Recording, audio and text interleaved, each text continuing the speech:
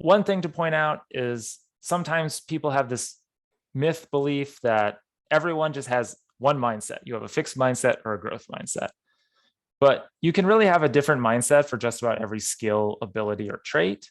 People kind of have a tendency to shift one way or the other, but just personally, like I go out all the time in my backyard and shoot baskets and try to improve my ability to shoot the basketball. And I definitely have a growth mindset when it comes to basketball skills. I wish I had more time to practice, but when I do have time, I practice to get better.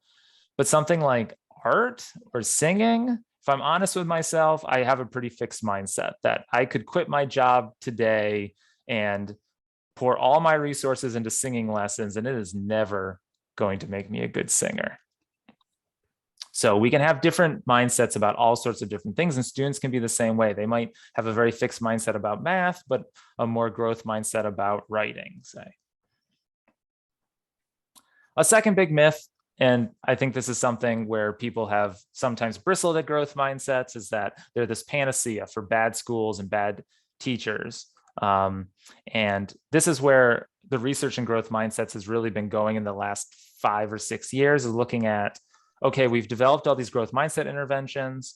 Well, do they work all the time? Do they work for all types of students and in all types of contexts? And what they're finding over and over again is that these growth mindset interventions don't really do anything if college students, professors, or younger students, teachers have fixed mindsets, or if students' peers have fixed mindsets. The social, contextual sort of mindsets in the environment are very powerful and tend to trump whatever mindset a student carries around with them. Eventually kind of erodes that mindset and turns students back into fixed mindsets, even if your intervention had some impact.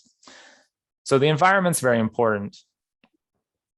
And then finally, some people think about fixed and growth mindsets as just a learning thing, that it's just about getting students to improve their grades.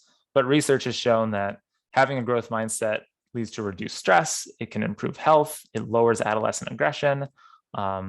All sorts of benefits to having more growth mindsets, not just about what happens in school, but kind of what happens in the world in general. If you believe people can grow, people can change, that is a good thing.